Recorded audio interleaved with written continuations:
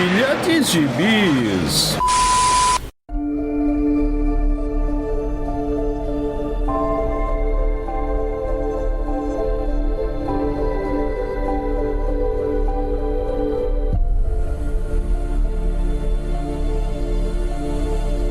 E aí, jagunçada, bem-vindos a mais uma edição do Pilha de Bis, o seu podcast semanal do site Arte Final. Acesse www.artefinalhq.com.br para todas as edições do Pilha de Bis, dos Sete Jagunços, do Omniverse e do A Pilha do Aranha. Nós estamos também em todas as redes sociais, é só procurar por @artefinalhq no Twitter, no Instagram e no Facebook. Nós estamos também no Spotify, no Deezer, no iTunes, no Google Podcasts, Amazon Music e no seu agregador de podcasts favorito. É só procurar por Sete Jagunços que você consegue ouvir todos os nossos podcasts por lá também. Eu sou o Marcos e no podcast de hoje estão aqui Vitor Azambuja. A vida é trem-bala, parceiro. Maurício Dantas. Não acreditam em mim, mas quando eu olho no espelho eu vejo meu cabelo crescendo igual a capim. E Marcelo Miranda. Eu já não sei mais o que dizer. Agora foi. Agora foi. Quarta tentativa de Marcelo gravar sua frase de introdução. Ufa! Pois é, tá vendo? Até esgotou o que falar sobre esse gibizinho que nós vamos falar hoje. E nós vamos falar do gibi Castelo de Areia, que virou um filme do cineasta M. Night Shyamalan, que está estreando essa semana nos Estados Unidos. Vamos falar desse belo gibizinho francês, roteirizado por Pierre-Oscar Lévy e desenhado por Frederick Peters. Então, Marcelo Miranda, fale um pouquinho sobre Castelo de Areia. Bom, em primeiro lugar eu vou pedir desculpa porque eu não sei falar francês. E como o Dãozinho furou mais esse podcast, nós vamos falar o que a gente quiser aqui, né? Então... É justo. Né? Justo. Não, eu até poderia dizer que originalmente o gibi se chama Château de Sablé, mas eu não sei se está correto. E o Frederick Peters é bem conhecido aí do gibizeiro brasileiro. Ele já teve publicado no Brasil Pílulas Azuis, que é bastante famosinho aí. Ama, né? Uma série muito elogiada. Eu, infelizmente, nunca li, mas o pessoal diz que é muito legal. E recentemente parece que chegou um novo dele aí, cujo nome eu me esqueci, um nome de 3 letras aí, que anda bombadinho também. Alguém se lembra o nome desse daí? É o Oleg. Oleg. Saiu agora pela Neymar, em fevereiro. Isso, é. Então ele é um quadrinista bem rodado, né, no Brasil, o que é ótimo para um europeu, porque os quadrinhos europeus aqui têm essas editoras, então é uma casa para eles.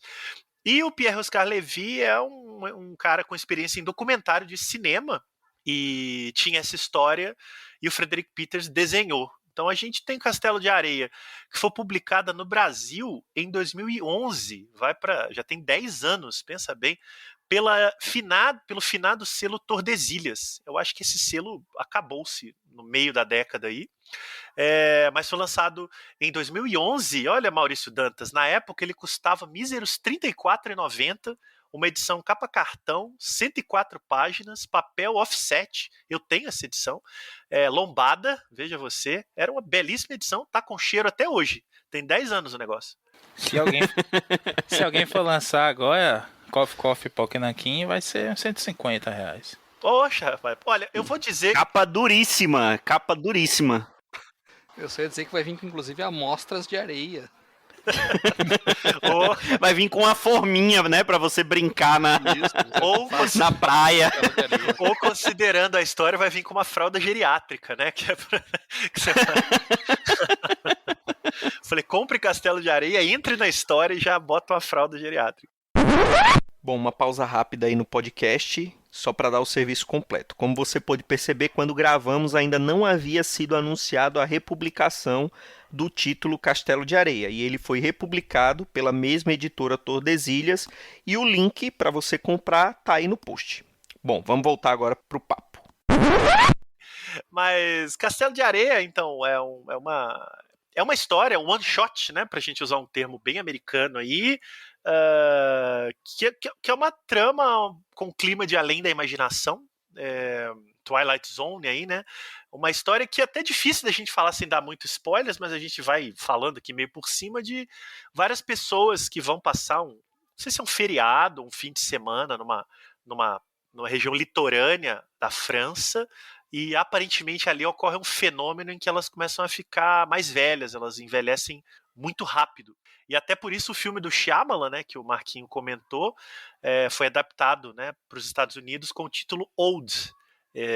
Então acho que eles pegaram essa ideia central do gibi de que esse fenômeno acontece. É como se fosse uma ilha do Lost, né? É um não lugar ali que os personagens se dão conta de que eles estão envelhecendo muito rápido. E a história parte disso daí. É interessante citar também que ela concorreu ao Angoulême, que é esse festival mais prestigioso aí de gibis do planeta. E eu me lembro, na época, até sugeri esse gibizinho aqui pro Pilha porque eu vi o teaser do filme do Shyamalan e me deu vontade de reler. E busquei ali na minha estante, né? Eu tenho ele desde a época. Eu me lembro na época que saiu, estava num período em que se publicava muito quadrinho europeu nesse formato bacana, assim, sabe? Sem esse luxo que virou uma bolha hoje. Então, não era um absurdo você arriscar pagar R$ 35 num quadrinho europeu de autores que você não conhecia, né? O Frederick Peters ainda não era essa grife que está no Brasil hoje. Então, eu lembro de ler assim que eu comprei, veja você que época, ficar muito impressionado com a história, assim, e nunca consegui me desfazer daquele gibi, assim. Então, quando ele volta agora adaptado para um filme americano, é um filme de baixíssimo orçamento. O Shyamalan filmou na República Dominicana por causa da pandemia, ele foi filmado na pandemia. Mas enfim, eu acho que isso vai trazer de volta um interesse pelo gibi, e eu não sei se alguma editora brasileira não vai lançar de novo, se é que já não lançou desde quando eu estou falando isso. Não, surpreendentemente, essa é a última edição, única e última edição que saiu aqui desse gibi, pela finada Tordesilhas mesmo. Eu tenho a lembrança de ver isso, Marcelo, em alguma comic shop e tudo, mas assim, não me despertou interesse na época. Foi mais ou menos também na época que a Nemo começou a lançar aquela coleção do Moebius, não? Um pouco depois disso. Não, é na mesma época. A Nemo chegou no mercado bem nesse começo de década, né? Lançou Moebius, lançou Corto Sim. Maltese, um monte de coisa.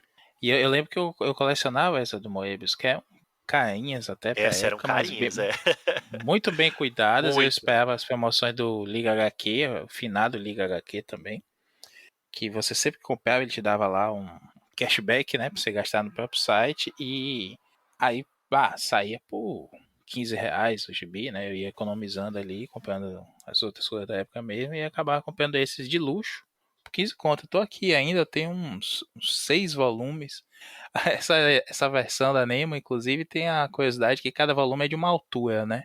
Tem o primeiro é um dedo mais alto do que o último que eu tenho. Eu tenho isso, mas nem me lembrava. Eu tenho os do Moebius e vendi os do Corto Maltese, porque, enfim, não sou tão interessado no personagem. Achava que tinha gente mais interessada que eu.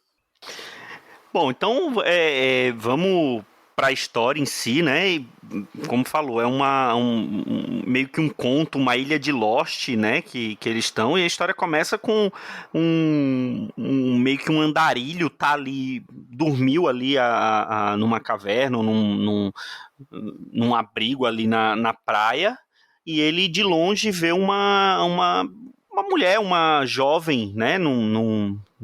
Uma jovem adulta, tirando a roupa, ficando peladinha para tomar um banho de mar, né? E ele tá ali só observando quando chega uma família, que é o pai, a mãe e os 2 filhos e um cachorrinho, né?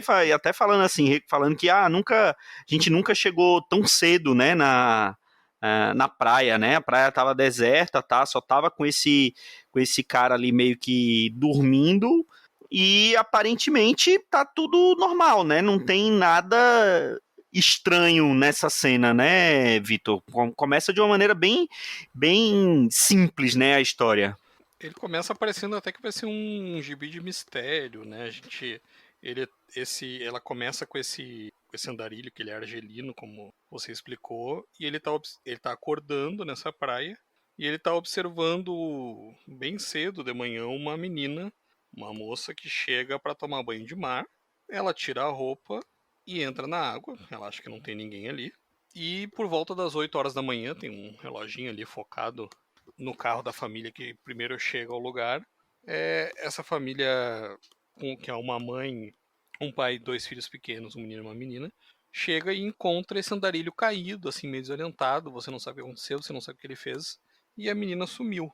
Então, mais pra frente, a gente descobre que eles acabam encontrando as roupas da menina, encontram uma medalhinha de Nossa Senhora de Guadalupe, e depois acabam descobrindo que ela parece morta na água, afogada, enfim, não fica claro o que aconteceu com ela, eles só acham o corpo dela.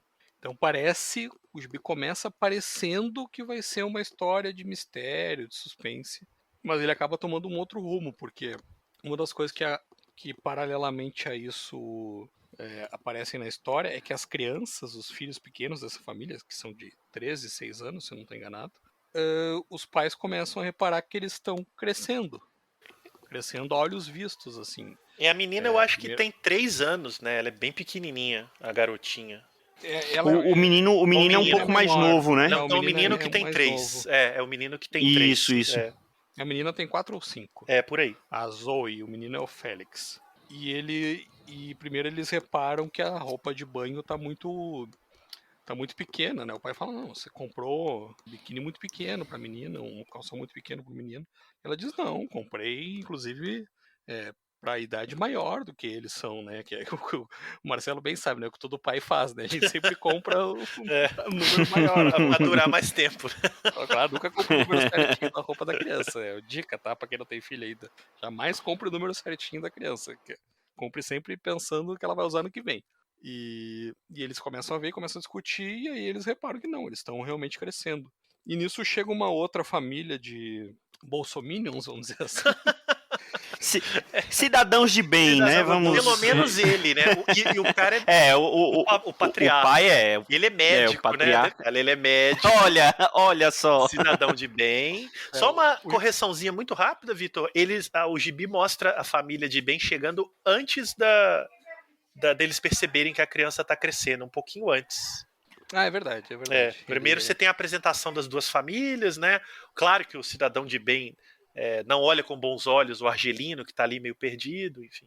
Eles só vão. Você tem toda a razão. Essa segunda família chega antes deles perceberem que as crianças estão crescendo. E eles percebem que as crianças estão crescendo antes até de encontrar o corpo da moça essa na água. E essa outra família que chega tem esse cidadão de bem, né? Com a esposa, uma filha ali no comecinho da adolescência, um menino um pouco mais novo.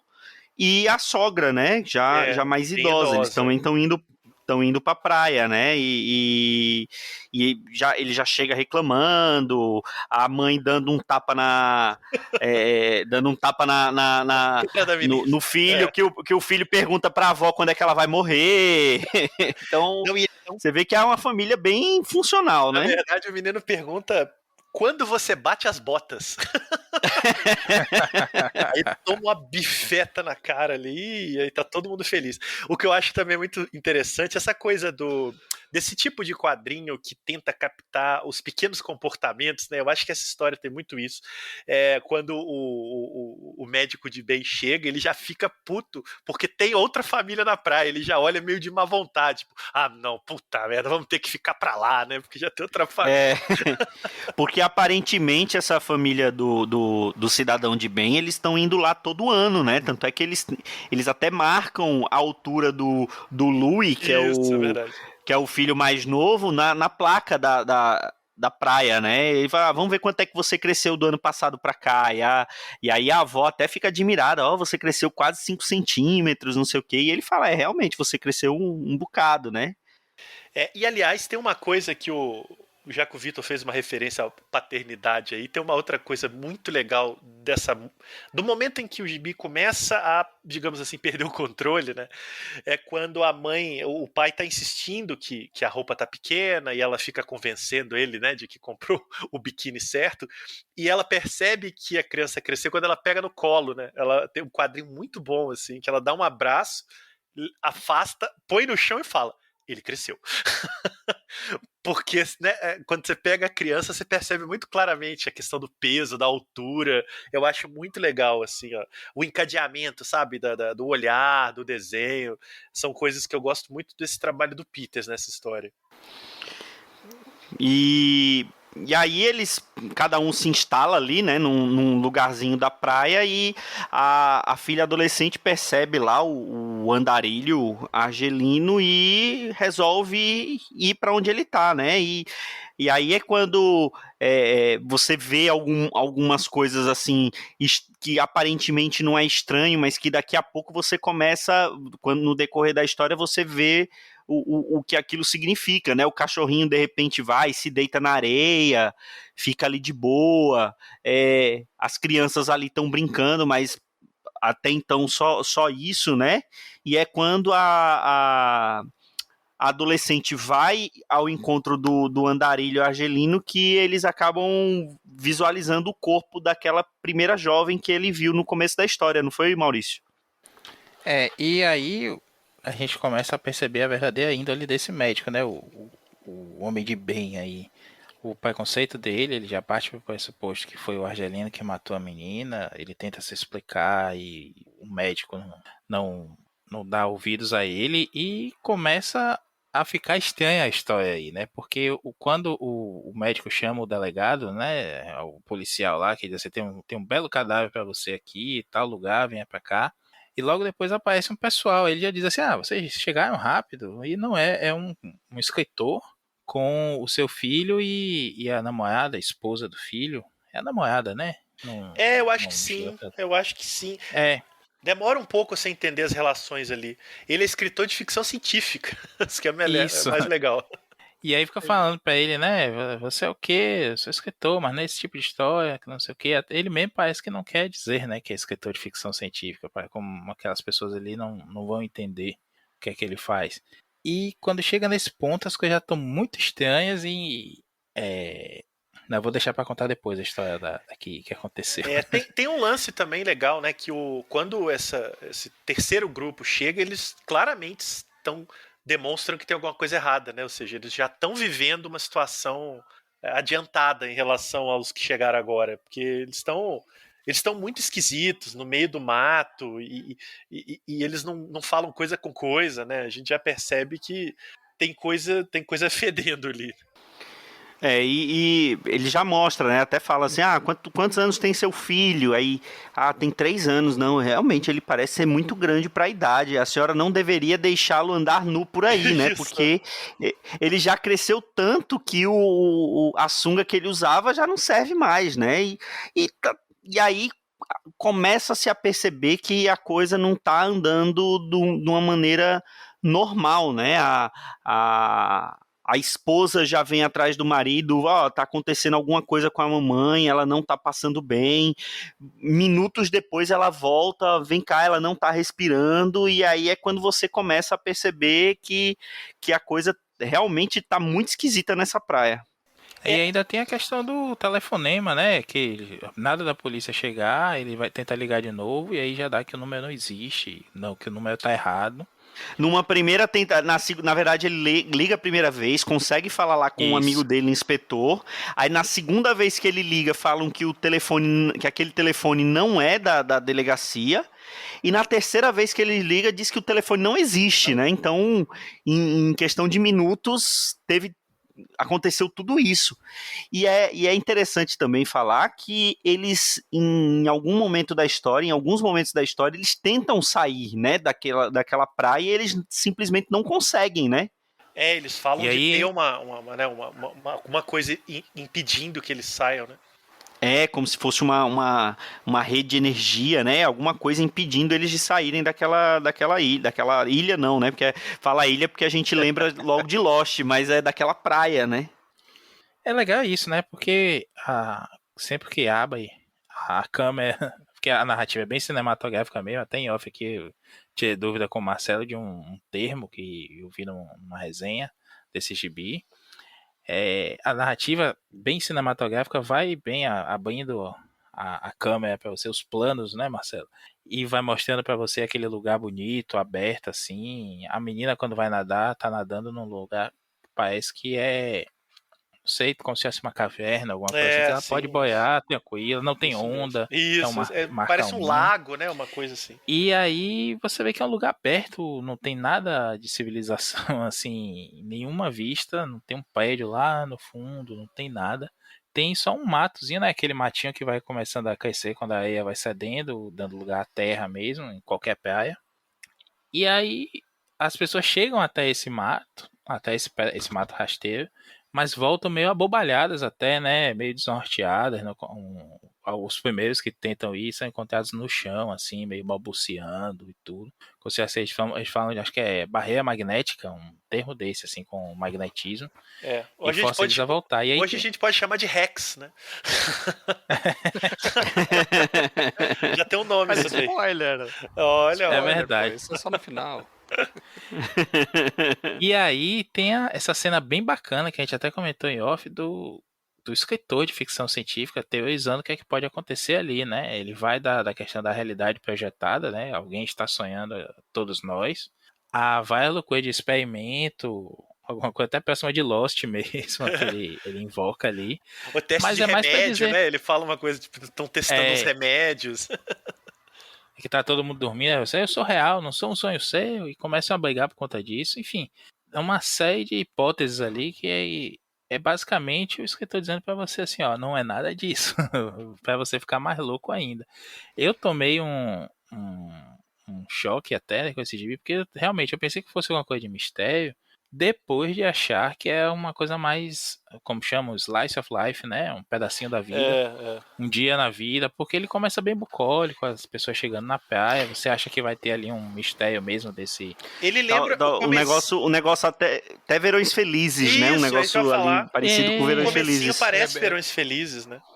Bem parecido Exatamente. com aquela calanque, né, do segundo Isso. volume. do Verões Todo Felizes. mundo, Sim. todo mundo se batendo ali, mas é só famílias vivendo, né? Isso foi justamente o que eu pensei, velhos felizes. E aí, de repente, começa um negócio estranho. Aí eu me ajeitei no sofá. O que é isso aqui? O que é que tá acontecendo? Esse tempo passando de frente, as crianças. Muito legal isso, né? Porque realmente uma criança cresce muito rápido. O tamanho da criança, os traços se alteram muito mais rápido do que um adulto, até, né? Na sua casa dos, vamos lá, de 30 a 35 anos, enfim. Então, os personagens ali dentro começam a perceber as crianças mudando. E eles também estão mudando discretamente, mas não percebem, né? E as crianças mudam a ponto da mãe não reconhecer, né? Porque tem uma cena logo depois que a avó morre, né? Que ela aparece morta, que a mãe chega lá e primeiro ela tá com o grupo que chegou depois, né? O filho do escritor de ficção científica. Que é enfermeiro, chega, né? Que é enfermeiro, chega e pergunta, não, como é seu nome? Tá conversando ali com as crianças, né? Aí ele, deixa eu adivinhar, você tem 10 anos. Aí a menina vai e fala, não, meu irmão tem 3 anos. Aí, vocês não deviam caçoar dos outros. Não, é verdade, eu tenho 5. E ela já você vê que ela tá entrando na puberdade, né? O Frederick Peters, ela tá só da parte de baixo do biquíni, né? Já começa a desenhar ali como se fosse os seios dela crescendo, né? Então você vê que que o corpo dela tá mudando. E aí a mãe chega para os adultos, né? Vocês viram meus filhos? Aí, não, você tá de brincadeira Essa comigo. parte é Aí, muito mãe, boa. eu tô aqui na tua frente. Exatamente, essa parte é muito boa. Porque tem um choque total ali, né? E, cara, e nessa parte é muito bom como... Primeiro o desenho do Peters, né? Que o Marquinhos falou aí. Como ele desenha bem as mudanças de idade, né? Os personagens... Você continua identificando todos eles, principalmente o garoto, né? Ele é meio orelhudo, assim, ele tem um nariz grande, mas mais velhos. Vitor, quer complementar? Você está tão caladinho. Não, eu acho que o que o Marcelo tá tentando dizer é que no desenho do Peters fica muito clara essa sutileza, né? A gente nota mais rápido o envelhecimento nas crianças, porque elas estão crescendo, né? Isso é mais perceptível. E nos adultos, como acontece na vida, esse envelhecimento ele é mais sutil, as rugas começam a aparecer, pelo menos 3 personagens estão usando óculos escuros, então dá uma mascarada, mas à medida que ele vai enquadrando os personagens, você vê que eles estão mais enrugados. O primeiro sinal de que está afetando os adultos e não só as crianças é justamente a morte da sogra. É muito bacana. E ele continua colocando várias situações de mistério, ali, de cenas inexplicadas na história. Mas chega um momento que ele meio que abandona isso e começa a focar só na questão essa do envelhecimento, que não é um envelhecimento puro e simples, né? As pessoas não estão só ficando mais velhas.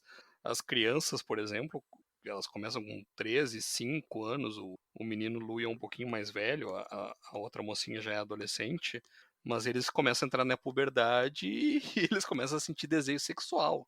É uma coisa que até dá um estranhamento, assim, né? Tem uma hora que a menina que tinha 5 anos no começo da história tá se interessando lá pelo Louis porque viu os pelos pubianos dele, né? Tem uma hora que eles vão olhar se ele cresceu mesmo, mas esse menino tem pelo pubiano.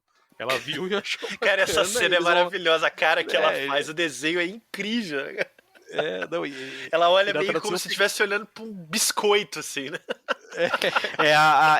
Mostra como se ela tivesse enrubescida, né? Assim, meio que com vergonha, mas gostando Não, do que mas a vê. cena seguinte, quando ela meio que É, tá na cena convidando seguinte ele, ela fica encarando, né? Ela Ela- fica olhando com.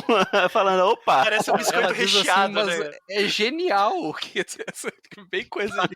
A cara dela é Nossa, muito funciona. maravilhosa, cara. Funciona assim mesmo, né? Ele fica maior, ele levanta, é genial. Cara, mas é muito bom, é isso, né? Assim, é bem. Eu até comentei com vocês em off, né? Assim, é só europeu pra olhar pra essa situação e entender que o sexo é importante, né? Que eles chegam numa idade em que só vão pensar nisso, cara. Não tem como pensar em outra coisa, né? Muito legal. Esse despudor que eles tratam, né? Assim, os personagens têm desejo porque eles chegam na idade. É biológico, né? É um gatilho biológico que eles atingem ali. Você não tá vendo um amadurecimento necessariamente dos personagens. Explico, eles não estão crescendo de acordo com a idade, mentalmente, tanto quanto fisicamente. Não é isso. Mas o gatilho biológico, né, deles terem o impulso sexual, a vontade mesmo de transar. Curiosamente, a menina que é adolescente quando eles chegam na praia é que tá mais doida pra transar desde o começo da história e não consegue. Só fala nisso, né? É Não, mesmo. Tem uma cena perto do final que eu quase joguei o gibi longe. Que ela chega lá e convida o cara pra uma coisa, mas todo mundo, não, só as crianças. Como assim, cara? Isso. É Eu ia mesmo. falar disso. Deixa só Mas as mais ou menos crianças. nesse ponto aqui que a gente estava comentando, que começa a discussão toda, que morreu a sogra e eles estão lá meio nervosos, né? Tá começando a perceber o estranhamento todo da coisa, assim, das crianças que não são reconhecidas pela mãe e tudo mais. Aconteceu uma coisa engraçada, porque assim, minha esposa é espírita. E calma, não é história de fantasma. Tem de espírito. Minha esposa Será? é espírita e toda terça-feira a gente faz o evangelho aqui em casa. Ela gosta, faz bem e tudo mais. Eu, apesar de não ter nenhuma religião, não tem cachorro sem raça definida, né? Eu sou sem religião definida. E acompanho ela também, é bacana, dá uma aliviada assim no estresse do dia a dia, de todo jeito. E aí ela tava trabalhando na sala, no notebook dela na sala, e eu sentei no sofá esperando ela terminar pra gente botar a mesa e tomar um café. Eu tinha passado café e tudo. Tô lendo meu gibizinho no tablet, esse gibi que nós estamos falando agora. E aí quando chega nessa hora, mais ou menos, exatamente na página 77, eu lembro bem, porque a situação foi muito estranha, ela olha pra mim e diz assim, isso numa terça-feira, dia que a gente faz o evangelho. Ela disse pra mim, amor, ontem foi dia de evangelho e a gente não fez. Aí eu travei, eu falei assim, porra, eu fiquei um dia lendo esse gibi aqui, já virou noite de novo, hoje é quarta-feira. O que tá Eu acontecendo? juro, é sério, e você tá lendo um negócio de paradoxo temporal perturbador desse, né? Que eles chegam à conclusão de que cada meia hora que eles estão ali dentro, se passa um ano do lado de fora. E isso vai acelerando aos poucos. A gente tá vendo ali que tá muito acelerado nas últimas 20 páginas, mais ou menos. E aí a sua esposa vai e diz pra você que você perdeu um dia aí. Peraí, velho, não, calma. Aí eu respirei fundo, peguei o celular, olhei que tava na terça-feira ainda. O paredão do Big Brother ainda ia rolar. Então, tava tudo certo. Mas o que Ela que se atrapalhou lá com a Ufa. agenda, porque ela já tava vendo a agenda do dia seguinte. Ah, ô, rapaz. Ufa, eu fiquei tenso aqui agora. Nesses tempos de pandemia é bem comum isso, né? Chega uma hora que a gente perde a noção de que dia da semana é, que horas são. Não, que coisa. e nesse tempo de que você A trabalha gente no vive em domingo, tudo o pessoal igual, que né? o pessoal que é freelance. Eu já cheguei à conclusão que a gente vive em ciclo de lavagem de louça, entendeu? Isso, Então exatamente. tem a hora de lavar a louça do almoço, tem a hora de lavar a louça da janta e tem a hora do café da manhã. Você tá contando seus dias pela lavagem de louça, né? Mas se você pula mas se parei você de pula marcar uma já. louça, complica tudo, viu? Já vou te avisando. Aí você perde até a noção do tempo. E eu acho bem impactante a página quando eles percebem que eles não vão conseguir sair dali, né? Que vai todo mundo morrer naquele dia, né? E eles estão envelhecendo ali de maneira muito rápida, porque e essa talvez tenha sido a página mais assim tocante, porque pô, mataram o coitado do cachorro, né? É o que dá mais dó. Eu acho que nisso tudo é o cachorro, porque ele tinha deitado pra tipo tirar uma soneca. Aí passa ali algumas páginas, fala, tem alguma coisa fedendo aqui. Aí vai falar, não, será se os corpos, porque até então era o da menina que tinha sido encontrada na água e a sogra, né? Estão muito próximos aqui, aí eles começam a conversar e falam assim, pai, eu acho que é o Elvis que tá fedendo, que é o cachorro. E aí é quando eles se desesperam, falam assim, a gente vai todo mundo morrer aqui, vamos todos morrer. E eles chegam à conclusão que é isso, que eles não vão conseguir sair dali, que eles vão envelhecer, e vão morrer em poucas horas, né? E cachorro só morre em gibi europeu, né? Vamos deixar isso claro. No gibi americano não mata cachorro, verdade. não. Mangá também. Mangá. Pelo menos ele morreu dormindo, né? Foi um alívio pra mim também. O bichinho não sofreu nisso aí. Agora, realmente, Marcos, é outro momento perturbador esse. Você para e pensar assim. O adolescente que chegou ali, né? A criança pequena que chegou ali naquela manhã não ia ver o sol nascer no outro dia. E não É veio verdade. mesmo. É E verdade. no meio do caminho tem gravidez, tem parto, é uma loucura o negócio. Sim, eles tesam tanto lá que uma das meninas acaba engravidando. Que é a menina de 5 anos, que chegou lá com 5 anos, né? Aliás, tem um Ela momento, acaba engravidando. é sensacional, né? Que aí uma das outras mulheres chega pra mãe dela e fala, ó, parabéns, você vai ser avó. Eu não tenho idade pra ser E avó. você vai ser avó daqui a pouco. Aí é uma gravidez vai igual ser a... rápido, daqui a alguns minutos. Isso, se prepara, daqui a alguns minutos. E é uma gravidez igual a da Wanda em WandaVision, né? Isso, exatamente, a mesma gravidez. E tem outra coisa também que eu acho muito tocante nesse desenvolvimento aí já adiante, é o desenvolvimento do cidadão de bem, né? Que ele vai, spoiler, tá, gente? Quem não leu e tal, que ele vai desenvolver Alzheimer, né? Isso é uma coisa que acontece também, né? O gibi é muito cuidadoso com isso.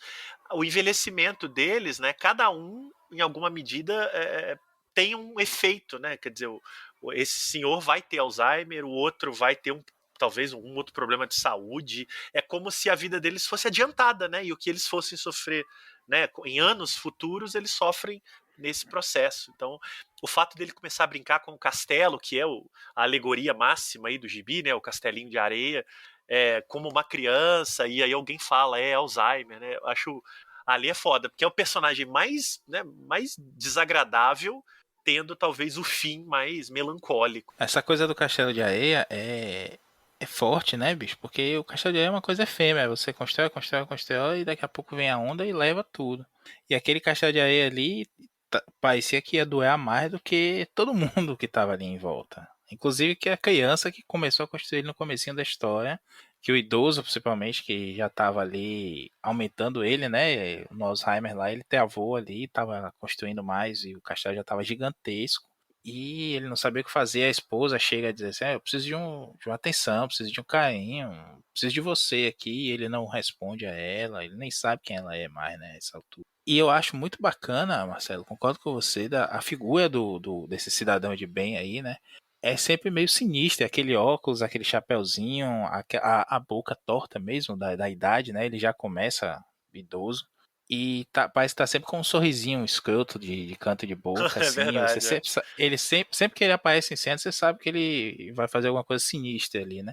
Até quando ele vai medicar, vai dizer que morreu, ou que. Ele ajuda, porque esse saudita não, ele é argelino. que tá na história lá, misteriosamente, não tem laços com ninguém, ele tá com o nariz sangrando. Ninguém explica por que o nariz dele tá sangrando ali. E aí o velho vai e diz, olha, ele é médico, né? Bota a cabeça pra frente pra evitar o sangue entrar e tudo mais, vai fazendo isso. Mas ele tá convicto que o cara matou a menina e quer levar ele pra cadeia e tudo mais, mas tá lá ajudando daquele jeito, sou médico, né? E essa é outra coisa também que me bateu em algum momento achando que é coisa de paradoxo temporal mesmo, né? Porque ele tá sangrando ali, daqui a pouco, quando dispara o Alzheimer do cidadão de bem, ele vai e soca o Argelino. Ele dá um socão no nariz do Argelino. E começa a sangrar de novo. E aí você fica assim, ó, isso vai acontecer de novo? É cíclico? Eles vão chegar num ponto e voltar do começo? O que é que vai acontecer? E assim, galera, você que só lê Marvel DC, você que quer a coisa mais didática assim, não tem explicação. É verdade. Pois é, Relaxa. e eu vi isso. Relaxa e curte. Exatamente. O barato da coisa é a viagem, não é o destino, não. Até porque o destino é o destino de todos nós, é a morte. Eu acho que, aliás, Maurício, você tocou no ponto. A explicação é justamente essa, né? Basicamente, ele, né, o Levi e o Peters contam uma história em 100 páginas de vida e morte, só que, né, num paradoxo de aceleração do tempo. É isso aí. E também tem uma coisa ali que lembra um pouco algumas histórias do Stephen King, né? Um grupo reunido, muito diferente entre si, desesperado, né? Preso num lugar e eles têm que se enfrentar no fim das contas, porque como eles não sabem o que é ameaça e eles não têm um inimigo, eles adotam um inimigo entre eles, né? Então a gente vê isso até em alguns filmes adaptados do Stephen King, como Nevoeiro, tantos outros aí. Eu acho que é muito próximo, só que com esse fenômeno paranormal, esse fenômeno sobrenatural acontecendo. Eu acho isso bem, bem legal. Agora, né, se o leitor quiser uma explicação, ele tem uma parábola, né? No final, o Argelino conta uma parábola muito bonita que, se você prestar atenção, tá tudo ali. Era o que eu ia chamar, né? Porque a noite já caiu, né? Os personagens ali mais velhos, alguns já morreram, né? Ou já estão ali bem fraquinhos. Você vê que o Argelino, que era ali dos adultos ali, talvez com seus 30 e poucos anos, já estava ali com os cabelos brancos, né? Já estava bem mais idoso e o menino, o Félix, ele chega e pergunta, né, será se a gente vai encontrar com os nossos pais, né, quando a gente morrer, porque eles sabem que eles não vão ver a luz do dia novamente, né? E aí ele vai falar, não, isso me lembra uma história, e não, quer ouvir? Aí, não, quero ouvir. Aí ele reúne todas as crianças, né, inclusive a criança que tinha nascido lá na praia, né, e começa a contar essa fábula, né, Vitor? Eu acho que essa fábula e a presença do escritor de ficção científica, que você pode ver que ele não participa muito na história, ele só chega justamente para oferecer para o leitor algumas explicações, e aí o leitor pode escolher a que satisfizer melhor. Essa parábola que ele conta, ela funciona mais para dar o sentido daquilo. Basicamente é um rei que, quando a morte chega para ele pede 7 anos para se preparar, e a morte, uma representação gráfica muito interessante, até um homem pela metade, né? A morte diz para ele, tudo bem, eu te dou 7 anos, mas eu posso vir amanhã, ou eu posso vir qualquer dia entre amanhã e o último dia dos 7 anos, você não vai saber quando eu vou chegar. E aí esse rei, ele se cerca, ele constrói um forte e um quarto fortificado e bota guardas e constrói um fosso e diz, não deixe ninguém entrar. E ele fica ali 7 anos trancado, não deixa o filho entrar, não deixa a mulher entrar, não deixa a esposa entrar, porque ele tem medo que um deles possa ser a morte vindo buscar ele. E no final dos 7 anos, no último dia, a morte chega e diz, não, eu entro onde eu quero, a hora que eu quero, e eu vim te buscar. Esse vai ser o seu túmulo. Ele diz, não é meu túmulo, eu nunca construí um túmulo. Ele diz, não você está aqui há 7 anos, sozinho, sua mulher partiu, seu filho partiu, sua esposa partiu, e esse vai ser o seu túmulo porque você construiu assim. E ali está o grande sentido da história, né? Você tem a parte do escritor de ficção científica dando uma explicação que você escolhe, se você quiser uma historinha mais tradicional, linear, né? Mas, na verdade, quando ele conta essa parábola, você entende, não, eles estão contando exatamente essa história, como a vida passa rápido, como as coisas acontecem rápido, e que se a gente não aproveitar, parece exatamente isso, que a gente piscou o olho e já tá velho, e amanhã a gente pode morrer. Os nossos filhos já estão grandes, já saíram, até comentei no nosso grupo, né, talvez funcione melhor depois que a gente tem filho, porque isso é muito real. O Maurício teve essa sensação de que o dia passou e ele não viu, mas acontece comigo todo dia. Às vezes eu olho uma foto que a minha esposa tira da minha filha e ela tá enorme assim, aí eu olho pra ela, mas quando que ela cresceu tanto, né? Ontem ela era um bebezinho, ainda cabia no meu braço, agora ela já tá enorme. Então, tipo, é uma coisa que a gente, depois que tem filhos, vê, e é uma coisa que a gente, à medida que vai ficando mais velho, percebe também, né? Parece que o tempo passa mais rápido. A gente lembra assim, isso aí faz um tempinho, né? Faz um ano, passou 5 anos já daquilo que a gente tá tentando lembrar. E nessa parábola ele diz isso, a vida passa rápido, quer dizer, se você não aproveitar, você não viveu. E eu acho que a trajetória dos personagens ao longo da história mostra isso, porque no começo eles ficam assustados, até revoltados, mas lá pelas tantas eles meio que aceitam, eles fazem um piquenique, a menina essa que era adolescente quando chegou, ela quer fazer uma orgia, né, que é aquela parte que ela diz, que ela chama de vamos fazer uma orgia pra esperar a morte. Mas só com as crianças, hein? Só com as crianças, só festa infantil. Que aquilo dá um baque, né? Porque já não são mais crianças, né? Todo mundo ali é adolescente pra adulto. E na cabeça dela é como se ela estivesse chamando pra brincar, né? Brincar na areia, né? Porque isso. Só que é o biológico atuando, né? Como o Maurício lembrou bem. E aí tem mais essa questão do castelo de areia que o Maurício comentou também. A gente... eu fiz uma leitura um pouquinho diferente, não só o Alzheimer dele. A história começa com o menininho, o Félix, fazendo o castelo de areia. A gente vê o cidadão de bem lá construindo um castelo de areia maior, como se ele estivesse tentando se agarrar a alguma coisa, né? Construir alguma coisa, aquela coisa de que a vida de um homem se mede pelo que ele fez, né? Pelas suas posses. A leitura que eu fiz, pelo menos, é mais essa, não só o Alzheimer, né? Ele estava tentando ali construir algo, né? Que durasse para a posteridade dele, e aquilo se tornou mais importante do que a esposa, do que os filhos. Ele já tinha esquecido a esposa e os filhos muito antes de ficar senil. Né? Tem uma hora que ele fala, dane-se as crianças, eu vou sair daqui. Que pai faria isso, né? E aí a história vai terminar também com essa simbologia do castelo de areia mais adiante. Até vai terminar com o início de um novo castelo que a gente sabe que não vai durar, né? Esse castelo não vai ficar pronto. E é desse jeito, né? Termina assim, como o Maurício falou, não tem explicação. Agora,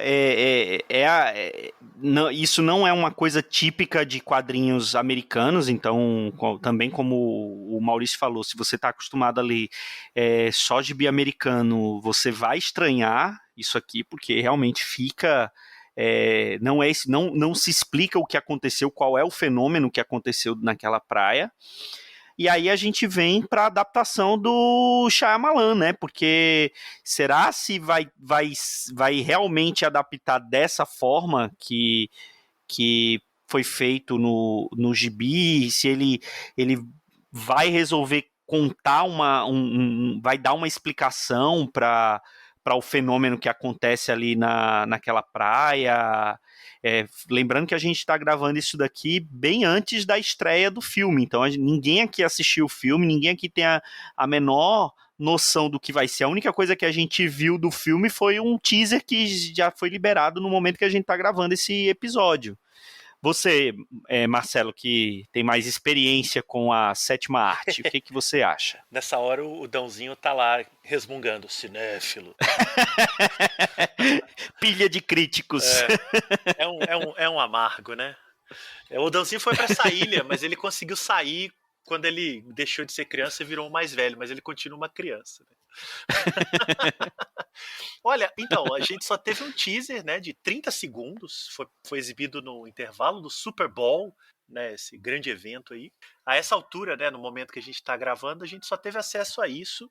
Olha, pelo teaser, né, e é isso, né, trailer, teaser podem te enganar demais. Mas a escolha do filme... Esquadrão Suicida, Liga da Justiça, que delícia, né? Batman vs Superman. Liga não enganou ninguém, enganou quem quis. Liga não enganou ninguém, não. O Esquadrão enganou, tapeou geral. É, Então, parece, né? O teaser indica um filme ligado mais ao terror mesmo, né? Que é bem a tradição do Shyamalan, inclusive. Eu até comentei com vocês, né? A leitura desse quadrinho, né? Da metade para frente, para mim, ela era apavorante mesmo. Eu acho muito frenético e assustador. Então, eu imagino. Ele foi roteirista, então ele que adaptou. Que ele possa ter pegado essa história desse ponto de vista do pânico, né? Desse desespero que vai abatendo os personagens. Porque é uma história, vocês leram, todos nós lemos, que ela pode ser lida de várias formas. Ela pode ser um drama, ela pode ser uma comédia, né? Você poderia tranquilamente adaptar isso aqui como uma espécie de comédia de humor sombrio, né? De comédia de erros e tal. Poderia ser uma aventura, né? E eu acho que ele opta pelo desespero, pelo terror, pelo suspense. Pelo trailer, indica, porque é uma música muito carregada, uns cortes rápidos, uma voz meio gutural, né? The new film, aquela coisa meio para te assustar. Os personagens estão gritando, é tudo meio caótico.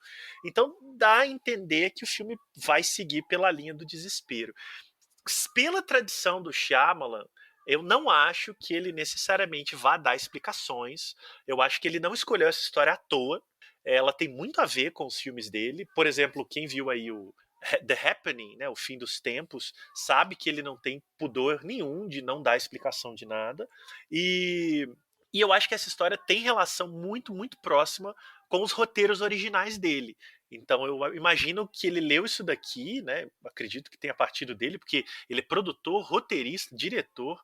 Ele filmou com um grupo muito pequeno no meio da pandemia. Eles foram para uma ilha isolada na República Dominicana, né? Um orçamento pequeno. O filme tem o Gael Garcia Bernal, né? O que eleva um pouco aí, provavelmente a projeção do filme, né? Um ator bem conhecido.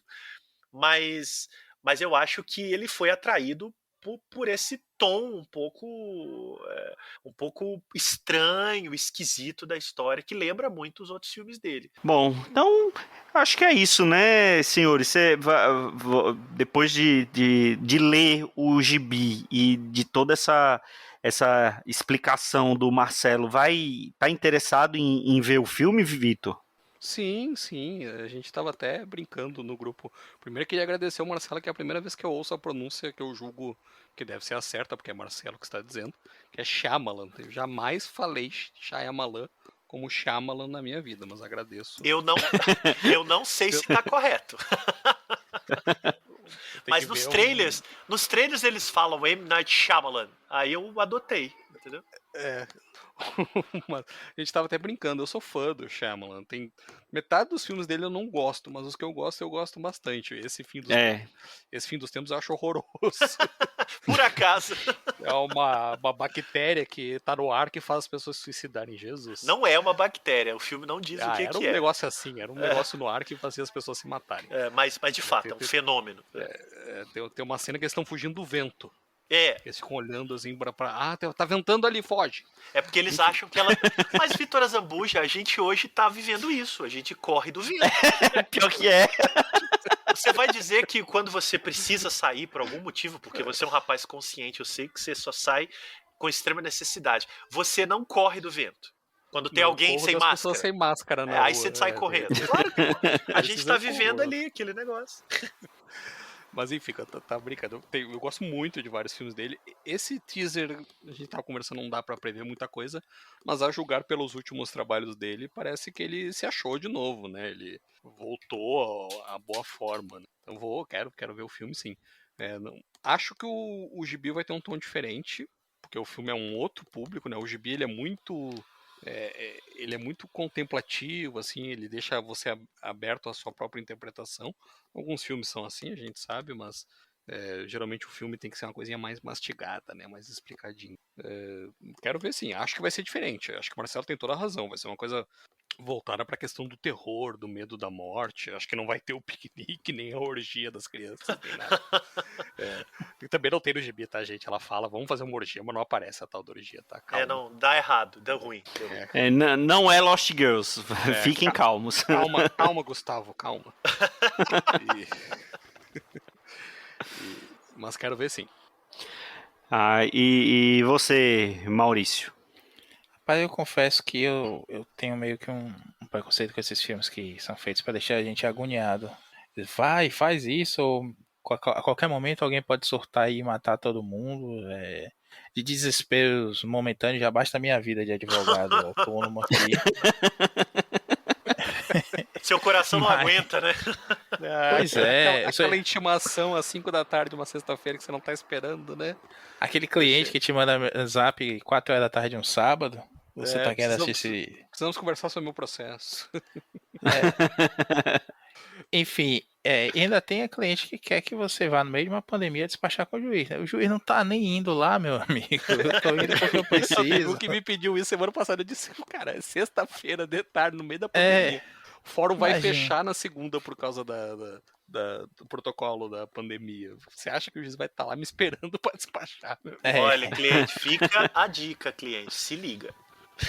Não adianta não. Não adianta não, Marcelo. né? Vão ligar do mesmo jeito, né? Pois é, e brigar com você. Enfim, mas me chamou a atenção, eu gosto dos filmes do Shyamalan, a gente estava conversando até em off, eu sou um dos poucos que gosta do último Mestre do Ar dele, né? Não podia chamar de Avatar na época, porque tinha um Avatar do James Cameron também. Eu gosto muito dos desenhos do Avatar, tanto do Aang, que é o clássico, quanto da Korra, que vem depois. Gosto de a Vila dele, eu assisti no cinema, é um tipo de suspense que me Cara, atrai.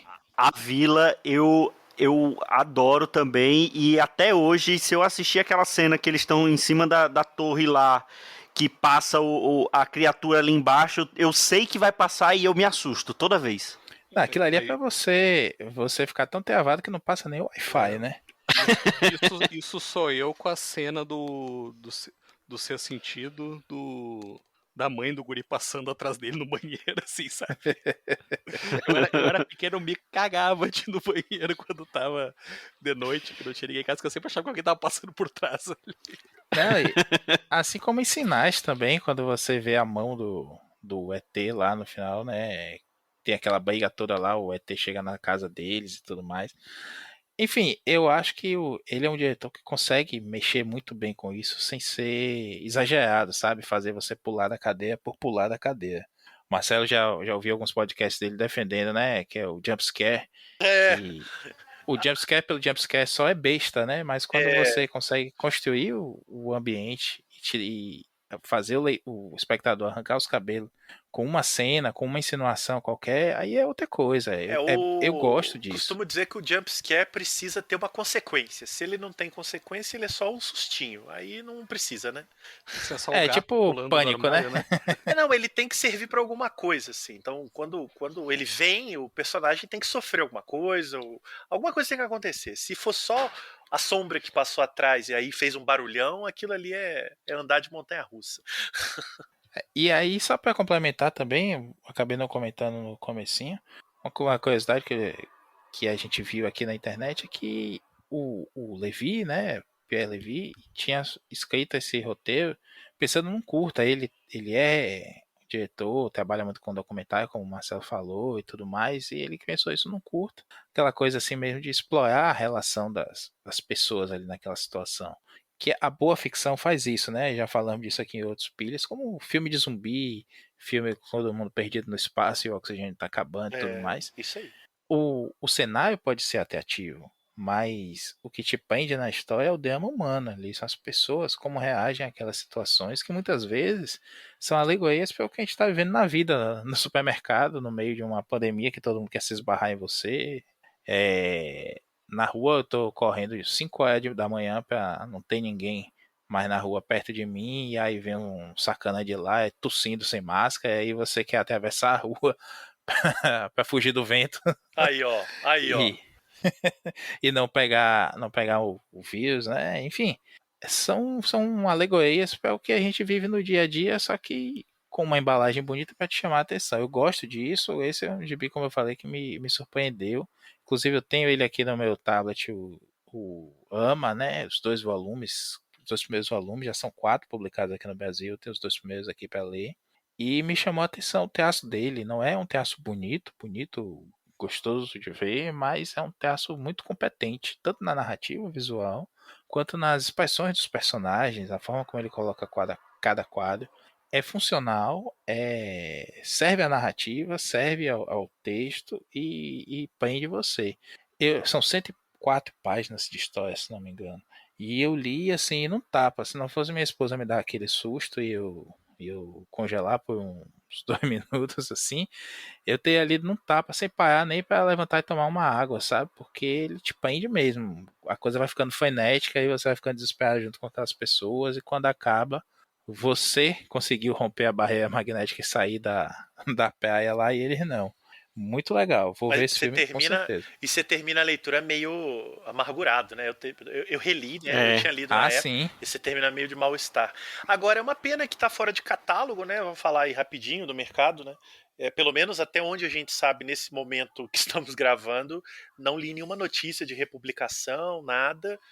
Eu acho que alguma editora vai lançar isso daí por causa do filme. E eu não tô falando que eu sei de nada, é um palpite absolutamente pessoal.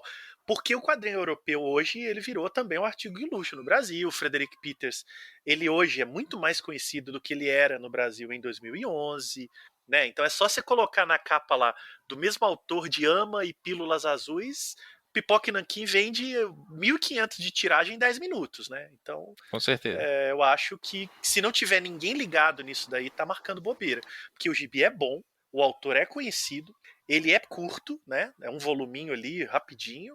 Você, com o mercado inflacionado, você vende isso aí a R$ 69,90, vai vender pra caramba, e vai ter filme de um diretor, né, que ame-se ou não, ele dá o que falar. Então, podemos estar queimando a língua aqui, quando esse programa for ao ar, alguém já fez isso, mas aí o Marquinho corta. É claro que não, vou deixar para todos perceberem que você errou. Não, mas falando sério, provavelmente quando for ao ar, a gente não sabe se vai ser adiado aqui no Brasil o lançamento, se vai ter cinema para poder ir pro ar, se vai direto para algum streaming, para um Now da vida, para um Claro TV, aqueles lançamentos, aqueles aluguéis, né, nos streamings, né, que você paga ali um valor a mais para poder alugar o filme e assistir, ou se vai estar nos cinemas. Olha, mas com a pandemia do jeito que tá, a gente não sabe se vai ter nem espectador. Eu ia falar isso, Pois é, não sei nem se vai ter civilização até lá, né? Bom, mas uma coisa eu sei que vai ter torrent disso, Opa, então... aí sim. Sim. Aí não precisa nem de gente, não, ele já vai automático. Então, na pior das hipóteses, você que está escutando isso, a única pessoa que está escutando isso vai poder baixar um torrentzinho para poder acompanhar esse filme novo do como é que é, Marcelo? Eu sei lá, eu falo Shyamalan, mas fala do jeito que se sente confortável, né? Muito bem. Só um comentário, Marcos, me cortar de novo aqui para não cortar o seu, é isso, né? Tá. Só um comentário antes de terminar, Marcos. O elenco é bem legal, viu? Tô dando uma olhada aqui no elenco do filme, que, como vocês falaram, né, vai ter o nome Old, #Old. Quero ver como vai sair no Brasil, tem né? o Gael Garcia Bernal e tem também uma menina que é muito boa. Ela fez aquele Jojo Rabbit do Taika Waititi, que também é outro que a gente não sabe nunca como é a pronúncia do nome, né? Waititi, enfim.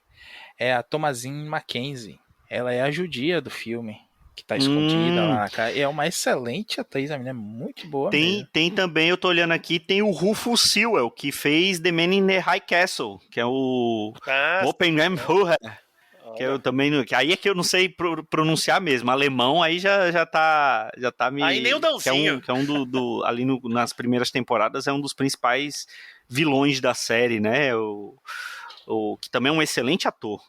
E tem o próprio Shyamalan.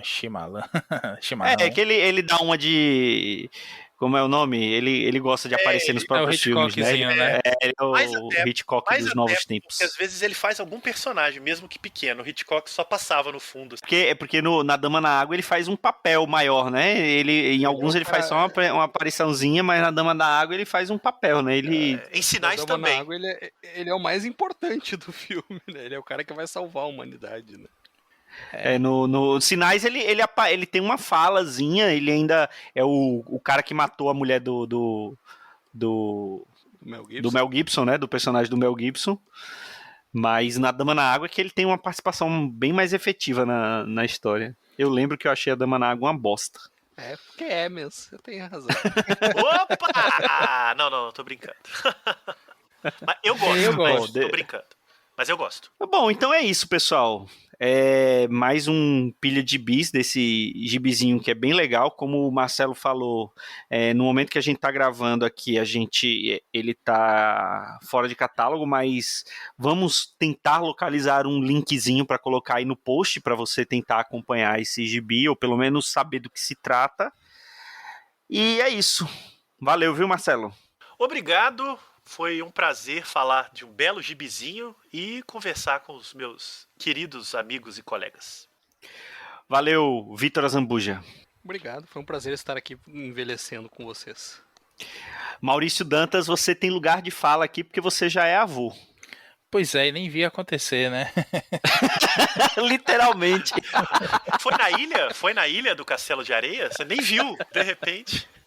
Olha, conheci minha esposa, que tem os netos, né? Numa praia, então. Oh, foi na França? Tudo a ver, né? Foi na França. Não. Foi na Bahia, mas. Ó, descobrimos que a história se passa na Bahia, tá vendo? Tá vendo? Itaparica, né? A ilha. Mas, assim, valeu, Marcelo, pela indicação. Eu não conhecia esse quadrinho. Tinha visto só o nome, né, do filme que seria lançado pelo Shyamalan, Xalala, Chimarrão. Mas não sabe. Tem um amigo que chama assim, M. Night Xalalalala. E achei bacana, como eu falei, acabei pegando já o Ama, que tem uma premissa que eu achei interessante, pelo que eu vi aí já. E como o Marcos falou aí, a gente acha para vocês aí um link, nem que seja lá no nosso grupo do Telegram, o scan, que temos aqui todos os nossos tablets. E é isso, com essa mensagem contraventora do Maurício Dantas, a gente encerra mais um Pilha de Bis. Até a próxima semana, um grande abraço e tchau.